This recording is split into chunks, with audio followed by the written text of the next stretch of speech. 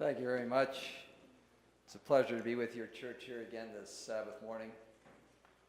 I just want to welcome you from the sunny Okanagan. That's where I come from. I had people warn me that you're going to Winterpeg, they told me. They even said it was, what do they call it, Manasnoba or something? I mean, these are the jokes they made before I came out here. And when I got here, you have less snow than we do. We have more snow than you do. And it's 20 below at our home today, so I don't know. I don't know, I think I went to the right place. I can laugh at them over there and back at home. I really appreciate your church, folks. You have something special here. I just got to tell you. I go to churches all over the country, but this is a special church. It really is. It's really something. I mean, this here, I thought, I said to the lady on the pulpit, I said, are we having pierogies and sauerkraut for lunch? And they went, this is fabulous. You have ethnicity. You have all kinds of people here. It's just a wide variety. That's fabulous.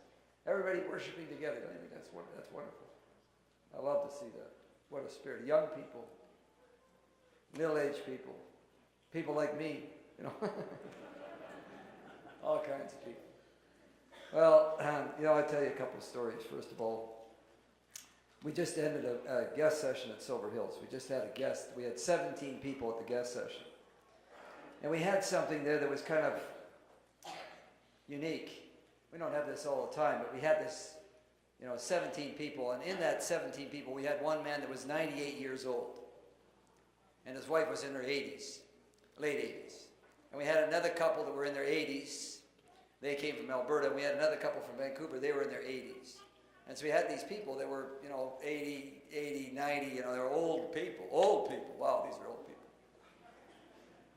And we had a lady that was in her 40s that was coming to the guest. She came to the guest session. She was in her 40s. And she was, this is her first time at the guest house. And she was quite shocked, that there was that many old people at the guest house. Is this a retirement home or what is it, But, the interesting thing about it is that some of those people were our first guests 30 years ago. When they came to us, they were in their 60s. They're in their 80s now, but they came to us in their 60s, and they're still alive. Some of them were actually not going to live that long when they came to us, but they kept coming. I've had the fellow that's 98. He comes twice a year now. Every year, he's been doing that for the last 5 years. He comes every year for sure, and usually twice a year. He just wants to be healthy. Well, have you ever been stressed out? Ever been stressed out at all? Yeah? No, never. Take it easy, no stress. I got a stress story. I got to tell you about a stress story. Everybody has their stress. I got to tell you my stress story. I do cooking schools. This tomorrow afternoon, for those of you who are braving the elements and coming to the cooking school, we're going to do a Greek meal. I didn't think there's that many Greek people here, so I couldn't fail at that one. See? I wouldn't dare try pierogies. Anyway, we're going to do a Greek meal. See? It's going to be a whole meal, full meal. And then some demos and a lecture and that kind of thing in it. But we do cooking schools. And we had one that was on the north end of Vancouver Island, Port Hardy. How many here have been to Port Hardy? Put your hands up high. Some of you have been to Port Hardy. It's a long ways up there, right at the end of the island. Now to get there, to do a cooking school properly, you want to have your food taste good, so it has to be fresh. So we left Friday morning. We're going to do the cooking school on Sunday. My wife has got it all packed in the van. You have to realize we have to drive from Silver Hills all the way to Vancouver, which is 7 hours to Horseshoe Bay from Silver Hills.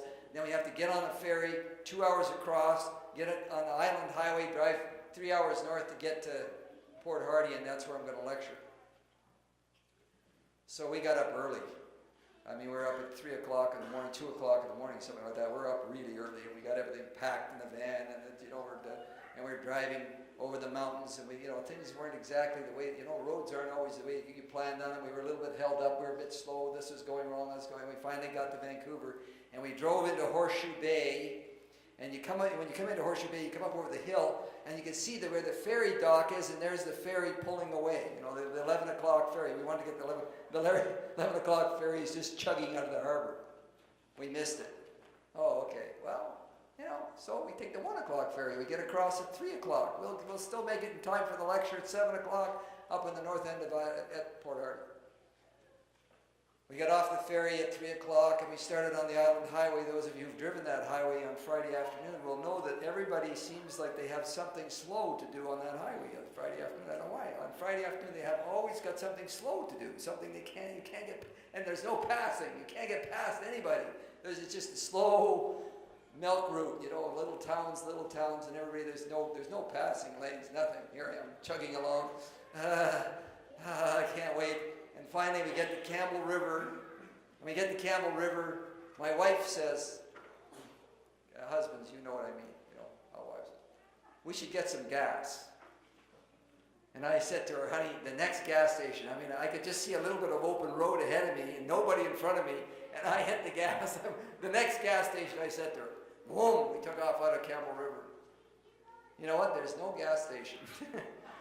Here's the next one. Here we are. We're driving and driving and driving and driving. We're driving a propane van. It has no other gas, just propane. Do you remember those days? Propane van. And I don't see a gas station. I'm watching the needle burying itself into the E. It's just disappeared. I won't tell anybody else. We got a whole bunch of people. I won't tell anybody else in the van. Here we are driving. Finally, we come to this little community called Wapt. It's it's a logging show. It's a big logging mill. That's it. And there's a gas station. Oh, I don't have to tell anybody. Drove in, pulled up to the pumps, fill her up. We don't sell propane here. No propane? I can't believe it. They don't sell we don't sell propane here. He says they sell it down at the sawmill. If you go down to the sawmill and you meet the charge hand, they will fill you up down there. Oh, well, at least it's a whip down to the sawmill. The charge hand is way out in this yard somewhere, and they're talking to him on the walkie-talkie, and they're trying to get him and all. I finally phoned the church elder. Look, we're going to be there. Keep everybody singing. Keep them. We're coming. We're just trying to get a little bit of gas here. So finally, the charge hand comes up, and I pull up to this propane tank that's half the width of this church. It's a huge. They fill up all their loaders and stuff with it, and they pull up to that, and the guy gets this device and he screws it on my truck, and he pulls the lever and nothing comes out. Nothing. It's impossible. You see the size of this tank. There has to be something. He always says at this temperature, sometimes the nozzle freezes up and we can't get anything out of it. So he undoes it and he starts banging it on the log, bang, bang. And I'm looking at him like, I can't believe my eyes. He screws it back on there and pulls it and nothing comes out. Well, I had a little 20-pounder in the back of my truck, and he had a device that you could fill that, so I got him to fill that up. And there I am. I got a kind of a whip thing you put down, and I'm holding the tank upside down above my van, trying to get it to drain down because I don't have any pump to pump it, and I'm not letting it drain into my van. Finally I get it. Okay, here we go. We're on our way. Now we're going to be a few minutes late. I've been to this church before. We're driving down the high. I know the road. I turn off the road. We're driving down the road, and I got my jeans on. I'm traveling in my jeans. I said I said to my wife, I'm not going to change. I'm just going to. Those poor people. They've been in there half an hour. I'm going to get there. I come in the back door of the church, and the organist is playing, and I've got, in those days I'm carrying an overhead projector and my slides, and I'm looking where I could set up to put the slides on the wall, where I could fit them. I started striding down the hall, and I'm looking up, and something is not right. There's this great big cross at the front of the church, and there's this table in front of it, and I thought, something's not right. I'm in the Catholic Church. I was in the Catholic Church. I was striding down the hall of the Catholic Church, about to give them a health talk, 2 blocks down the street on the same side of the road as the Adventist church. I just walked in the wrong church. Have you ever been stressed out? Oh, listen. Anyway, sometimes we have the idea that stress is just some people. Some people are worrywarts. You ever drive with somebody? Slow down. So you slow down. Hurry up. Slow down. Hurry up. Are all of us affected by stress? I want us to take our Bibles and turn to 1 Kings, the 18th chapter. Let's take a look at 1 Kings, the 18th chapter. And we're going to read a story in here. This is a story about Elijah, verse 41. And it says here, then Elijah said unto Ahab, get up, eat, drink, for there's a sound of an abundance of rain. How long has it not rained in Israel? Well, what's the length of time it has been since it rained last time? How long ago? 3.5 years. They had no rain for 3.5 years. And Elijah, the sun is out, brilliant sky. He tells Ahab, get up, for there's a sound of an abundance of rain. You see, these people had for a long time been, this never happens to us, I'm sure, but these people have been worshiping the wrong God. They actually believed that Baal was the one that made it rain. They actually believed that Baal was the one that made it rain. He was the harvest god, and so they had kind of shifted from the wilderness god that they had followed with the ark, and they had gone to this new god, the Baal god, and they'd been worshiping it, and it quit raining for 3.5 years. And so now they had a showdown on the mountain, and in that showdown, the decision had been made. The Israelites had said, the Lord, He is God. They'd shift their emphasis away from Baal to God. And now Elijah said it's going to rain. He told Ahab, get ready. Ahab was at this mount. It's time to get ready. And what does Elijah go and do? What does he do? He goes and does what? Verse 42, and Elijah went up on top of Carmel, and he cast himself down, and what did he do? He prayed for rain. And the minute he prayed for rain, it started to pour, right? Is that what happened? What happened? He sent his servant out, and what did the servants come back and say? No rain. So Elijah did what? Prayed again. And he sent him out, his servant came back and said what? No rain. So what does Elijah do? He prays the third time, sends his servant out, what happened? Rain. Oh, three's a charm. That's it. How about you? I'm being serious now. What about you? When you pray for something, you give up sometimes? Do you? If you're trying to get victory in your life, something's been bugging you, something you're doing you don't like doing, you wish you didn't do it anymore. Have you ever given up, just kind of give up on it? It didn't happen the first time, give up on it? How many this story is about persisting in prayer, isn't it? It's about persistence. He kept praying. He prayed 7 times. He kept praying. And when he saw, his servant came back and he said he saw what? He saw what? He saw a glimpse. He saw something that was how big? The size of a what? A man's hand, a cloud the size of a man's hand is all he said. Elijah said, hurry up, get ready, let's go, it's going to pour. Oh, I love that. Don't you? Just a glimpse, just a little sign that God's leading, a little sign of God's approbation, His love, just a glimpse of it, that's all it took. And Elijah is ready to run. Okay, so, and verse 45, now it happened in the meantime that the sky became black with clouds and wind, and there was a heavy rain, so Ahab rode away and went to Jezreel. Verse 46, and the hand of the Lord was on Elijah, and he girded up his loins, and he ran before Ahab to the entrance of Jezreel. Now, let's help me out. If you had to describe Elijah today, right now, from what we have just read, how would you describe him? Give me some words, help me out as a group here. How would you describe Elijah right now, at this point? No description. What was that? Faithful. I like that word. Faithful. Anything else? Is that faithful? What's that? He's excited. Okay. Anything else? Persistent in prayer. Man of prayer. He's a man of prayer. He's a man of faith. He's faithful. Anything else? Help me out. There was something else. There's something really obvious. What's that? Man of action. I like that. Man of action. Something else. He said he ran before the chariot of Ahab all the way to Jezreel. Come on, help me out. He was what? Physically fit. Wow, he ran. How many of you want to run in front of a chariot this morning? Anybody? Okay, there we go. He was fit. He ran before the... Okay, that's not all. There was one other thing it says here. Who was Ahab? Who was Ahab? What has he been doing for the last 3.5 years? He's been doing what? He's been trying to find somebody. Who's he been trying to find? He's been trying to find Elijah so that he can kill him.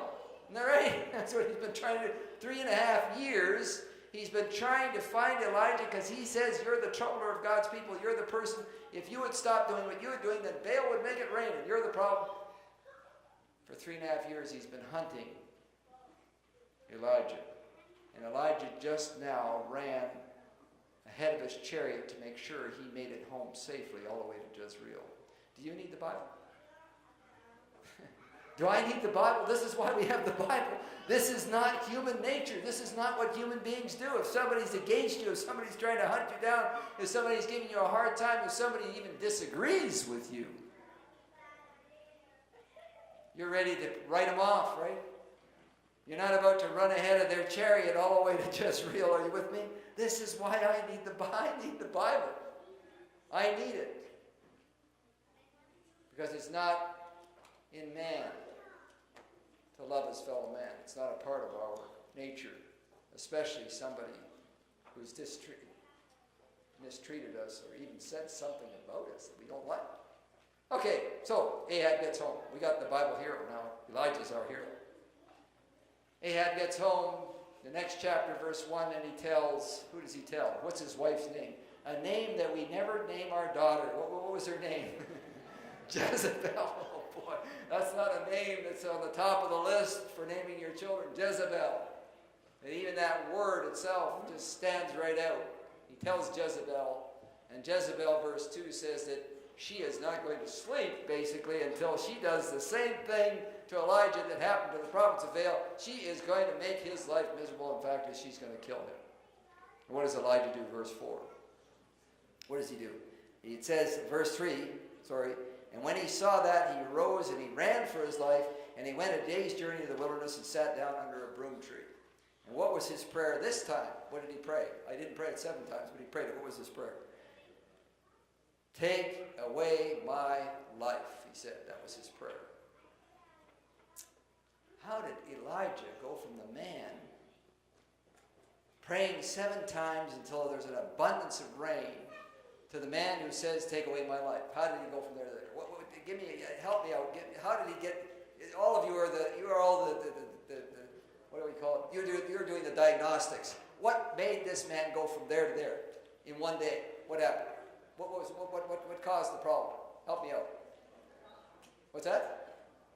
He was exhausted, of course. He ran himself to death. Okay, that's one thing. What else? He was what? He was giving up. Good. That's what it was. Why? No, why was he giving up? What was some of the reasons?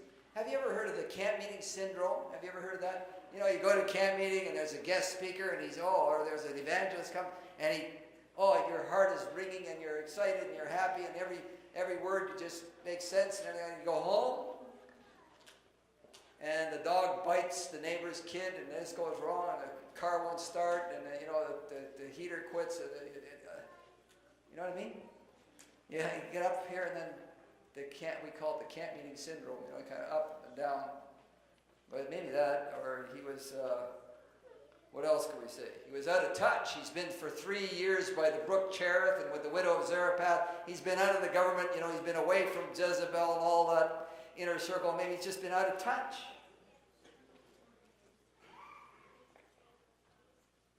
Or maybe, I'm not going to ask for a show of hands, he just can't stand the sound of an angry woman.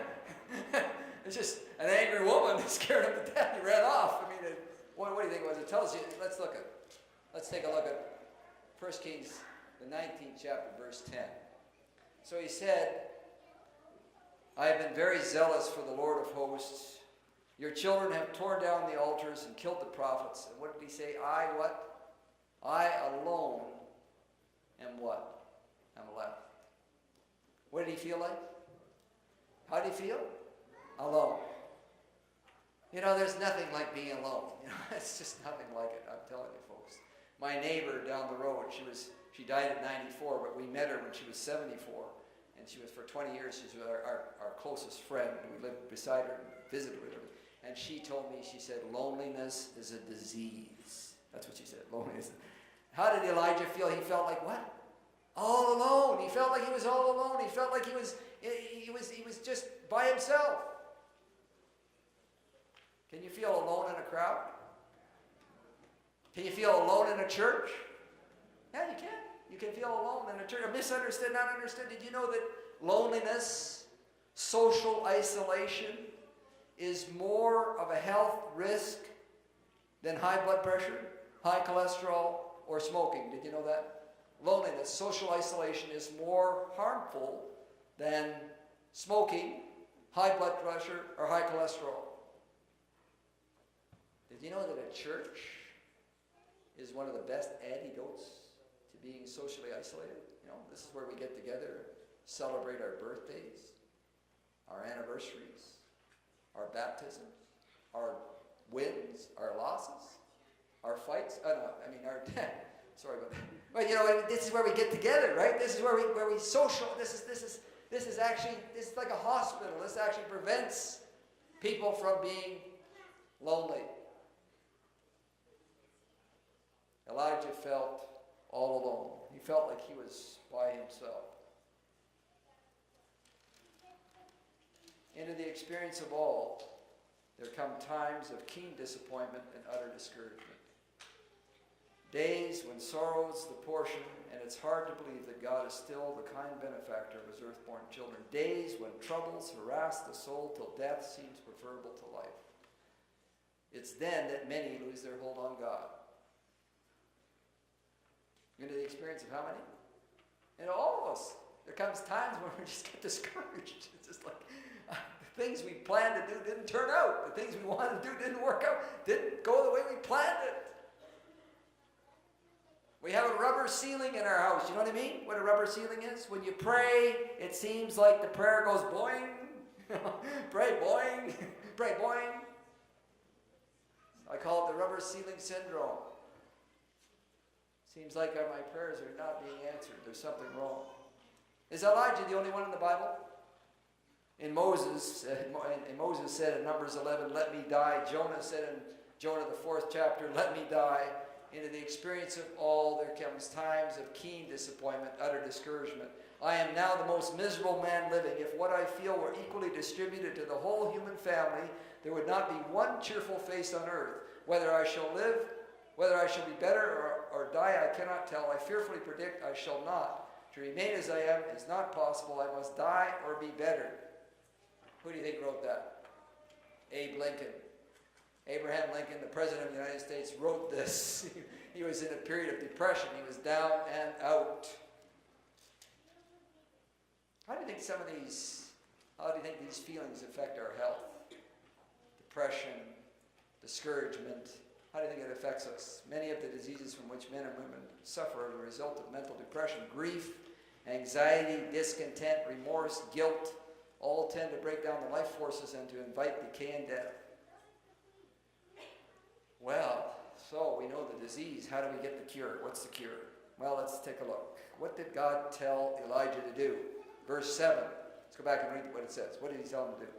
And the angel of the Lord came back the second time and touched him and said, arise and eat, because the journey is too great for you. And he went on a 40-day hike, verse 8, to Mount Horeb. Went for a 40-day hike.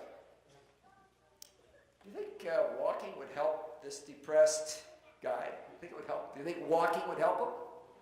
Think so? Maybe just walking away from Jezebel would help him? I don't know. What was 40 days of walking going to help him?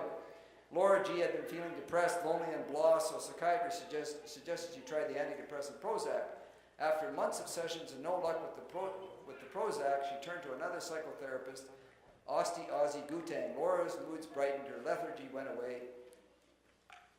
The reason was because she started a walking program.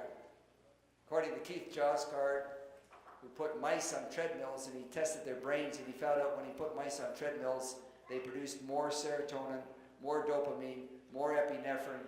They actually produced the neurotransmitters that prevent us from being depressed. In the National Institutes of Health, they took 1,900 healthy people, and they took women who exercised only occasionally and compared them with women who exercised regularly. The women who only exercised occasionally were twice as susceptible to having depression. Twice as susceptible. Okay? Duke University took people that were exercising 3 times a week for 30 minutes, and they were able to reduce their depression as well as, or doing as well as an antidepressant would do for them, just by exercising 3 times a week for 30 minutes each time was just as well for them, Duke University found out, as if they had taken an antidepressant.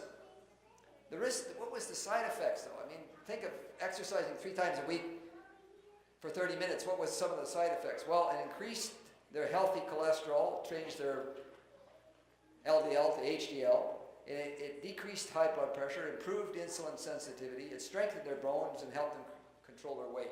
So the side effect was not only helping them with depression, but it also helped them with a number of other things. The Dutch did a study on 19,288 twins, and they found out that those who exercised were less depressed, less neurotic, and more socially outgoing.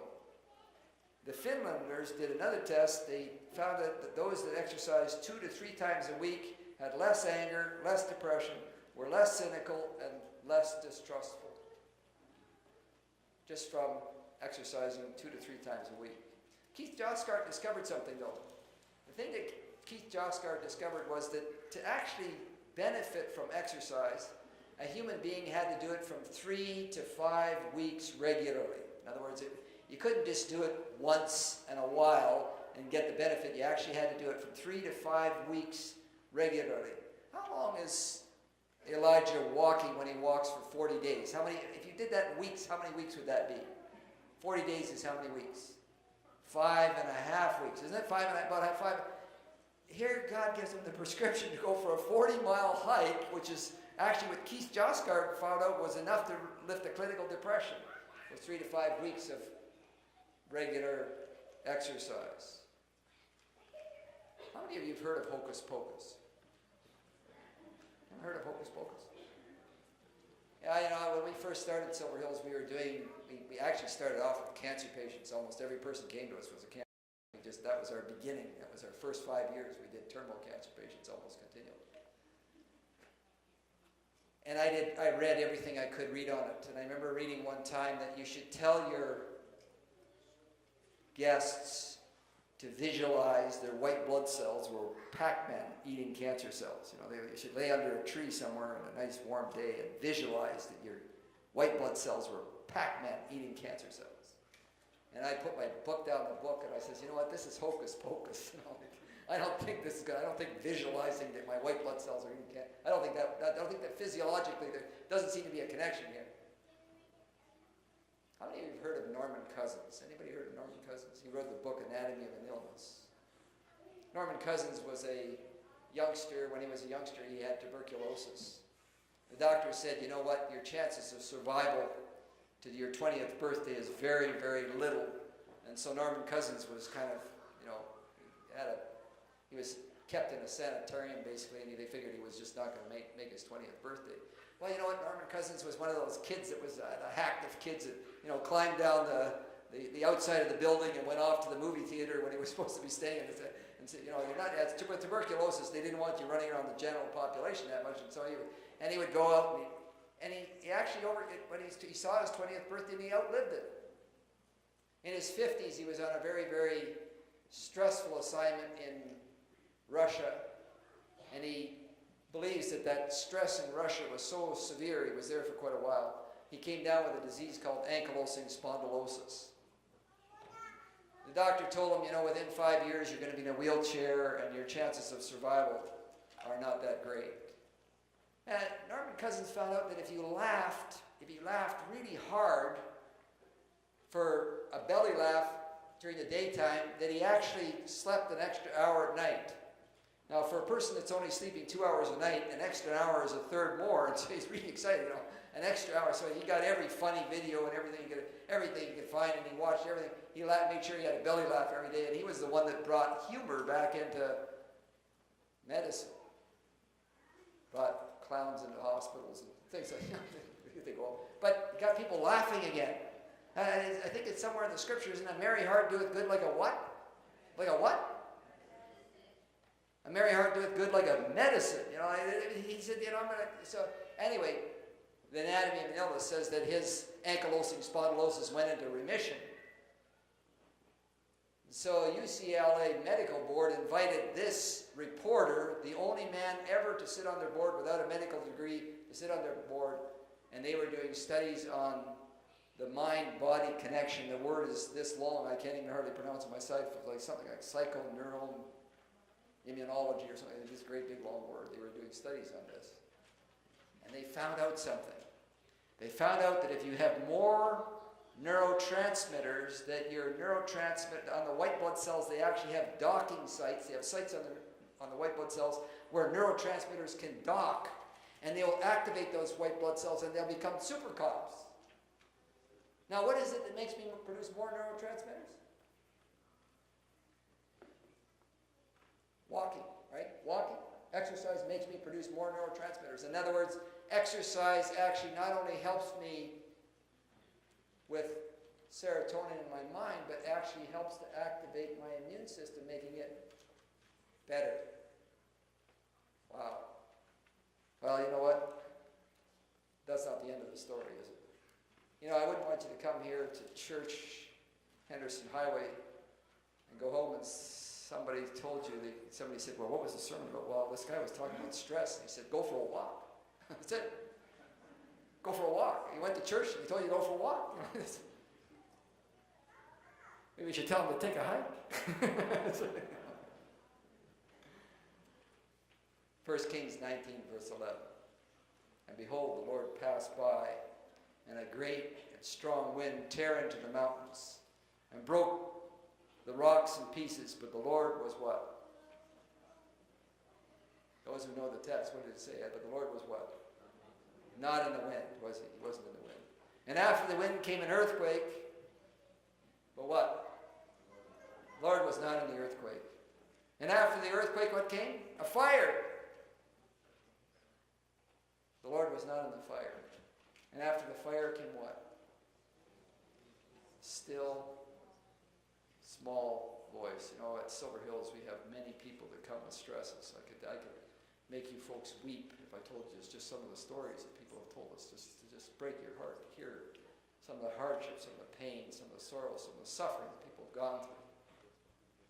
When we're in the midst of that struggle, that pain, what do we want? What do we need? We want the bill payer loan. We want we want the fire from heaven. We want the earthquake. We want something to shake things up and get it done. But what do we need?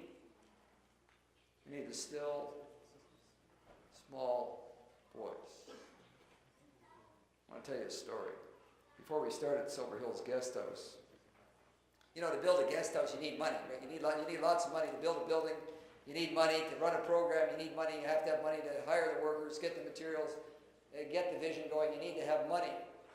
And so we didn't have money, and so we decided that what we would do is what everybody does to make money is we build a house. You see, we build a house for a neighbor. We're going to build a house for a neighbor. And we sat down with him, we got all the plans out, we drew up, we did all the material list, and we got all the quotes and everything like that. 1983, those of you can remember that wonderful year. We had the quotes, we signed the paper, we're going to build this house for you for this many dollars, and immediately we had galloping inflation. The minute we drove the first nail, everything we purchased from that nail on was 30% more than we had agreed to. Everything. Well, that wasn't too bad. It meant we weren't going to make any money. That was bad, but that wasn't too bad. I mean, we weren't going to lose any, but we were going to make any. But the man we were building for happened to be a very harsh, critical, hard man to work for, to the point that every worker we hired, every man I hired, quit because they couldn't work for him anymore. They quit. The guy building the cabinets, the guy doing the siding, it didn't matter what man I hired, he threw his tools in the truck and drove off, so I can't work for that man. I worked for him for a year and a half. A year and a half later, I couldn't sleep. I couldn't think. I was suicidal. And I couldn't remember. My memory was shot completely. I didn't realize that when you get stressed out enough, that your memory goes, it's gone. Can't remember anything. Couldn't remember a thing. Not sleeping. And I mean, when I said suicidal, that's what I was. I was suicidal. Life had lost its vibe, its joy. You know, my prayer life was a mess. I can remember very clearly. I would pray, and I would say, you know, Lord, be with my wife, and be with my children. I named them one by one. And I need a job, because now the house is finished, and I need another job. We need money. We need to keep going here. And I pray for my wife, and I pray for my children, and then I pray for a job, and then I pray for my wife, and I pray for my children, and then I pray for my wife, and I finally said one day, you know what, this is ridiculous. This isn't going anywhere. I got to stop doing this. And I took a piece of paper, and I wrote down each name of each person, each item. I just wrote them all down. And then I could go down the prayer list one by one. You know, this story you told this morning is perfect for what I'm going to tell right now. The sandals. Well, this wasn't sandals. This was work boots. I remember I was sitting there one day having my prayer, and I looked across the room, and I had a pair of work boots. Now, these are the kind that you wear on construction sites, you know, the high tops, leather, and everything. I had bought them at a secondhand store. I always bought my work boots at a secondhand store because I do cement work, garden work, all kinds of work. And I thought, you know what? I'll get this pair for $20. They were just a little tight. They were Red Wings, good quality, but they were a little tight. I thought, you know what? I've bought them tight before. I'll break them in, but they would not break in. They broke my feet every time I wore them. And I remember looking at those boots, and I said, Lord, you know what? I didn't even have a job at the time, but you know what? I wrote on my prayer list, work boots. There we go. Nobody else is going to do such a silly thing. She said sandals. I did work boots. 2 weeks, 3 weeks later, we're on our way to town. I said to my wife, you know what? I'm going to go to the secondhand store and look for another pair of work boots. She says, why don't you go to Workwear World? I said, because they never put them on sale. I can never get a pair of work boots on sale. I'm not going to do that. She said, I got to go to the bank. So I walked down to Workwear World. And there they were, double leather, triple stitch, Kaufman, $79.95. I said, I don't have $79, and I'm not going to buy them if I did have it, because I just recommend it. I turned to walk out of the store, and on the wall, on a piece of cardboard, was in magic marker $9.99. $9.99. I thought to myself, you know what? They don't even sell T-shirts in here for $9.99. I'm going to go look and see what this is. I mean, curiosity got me. What are they selling for $9.99? I walked over there, and there was a pair of Kaufman boots. There was a whole wall of them. Actually, it was a shelf of them. Double leather, triple stitch, $9.99. I said to the lady, what's wrong with these? Did they forget the steel shank? I mean, are they two left feet? I mean, how can you sell the same boots in the same store? One's $9.99 and one is $79.99. Does that make any sense? It's impossible. They can't do that. No store does that. Oh, she says, we bought a whole bunch of 7.5s, and there are no workmen that have 7.5 feet. They won't buy them. You guys got to get rid of them. I looked down at my feet, and I said, I brought 2 with me, you know. I give the lady $20. She gives me change. I'm walking towards my wife with this smile on my face that looks like it's going to break. You know, like she looks at me, oh no, he's suicidal, he can't eat, he can't sleep. And now he's flipped his wig. You know, he's like, he's done. You know why I'm so happy? You know what's making me so happy? There's only one being in the universe. That lady at the store didn't know. My wife didn't know. There's no one that knew that I wore work boots on my prayer list. And God in heaven just told me He loved me. Man, I needed that. Oh, I got to tell you, I needed that so bad. I couldn't tell you how badly I needed that.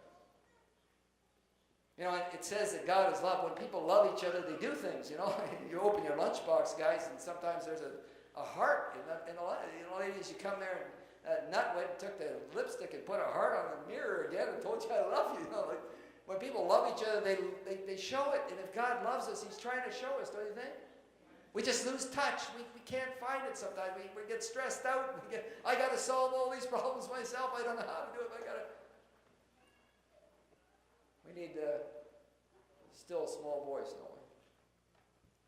It's not enough to believe in law and force and things that have no pity and never hear a cry for help. We need to know of an almighty arm that will hold us up, of an infinite friend that pities us. We need to clasp a hand that is warm and a trust and a heart full of tenderness. Yet even so, God in His Word has revealed Himself. David said, yea, though I walk through the valley of the shadow of death, what? I'll fear no evil. Why?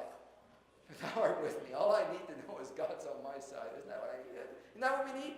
Just need to know He's right. For me, it was a prayer list. I'm not telling you how you're going to do it, but I need to know that God is on my side, that He's there. I need that still small voice. Well, you know, this church is a wholesome church. I mean, that's not the right. It's a holistic church. That's it. It's a holistic. Our approach to life, folks, is holistic, and God's approach is just the same. He's the creator God. He knows that you have a physical body, you have a mental body, you have a spiritual body. You need all of it taken care of. And Elijah, when he was about ready to give up, he told him to go for a walk. And God, if you're in the midst of a serious stress in your life, believe me, you need to exercise. That's just not, without any question, I can tell you, it works. Scientific world has proven it. God said to do it. But not only that, God wants to meet you with a still small voice. He wants to talk to your heart. He wants to tell you that you're loved. You know, Jesus was ready to die. The plan of salvation, the way it was in the balance. There was two men that came to see him. Both of them had failed. But Jesus couldn't fail. One of them was, who was it? Moses. Who was the other one? Elijah. You know, I like it. The runaway prophet gets taken to heaven. And when Jesus is facing the cross, there's two men that God used to talk to his son. Not angels. God has a plan for your life. No matter how discouraged, how heartbroken, how many problems you have, God has a plan for your life. Let's sing in closing number 462.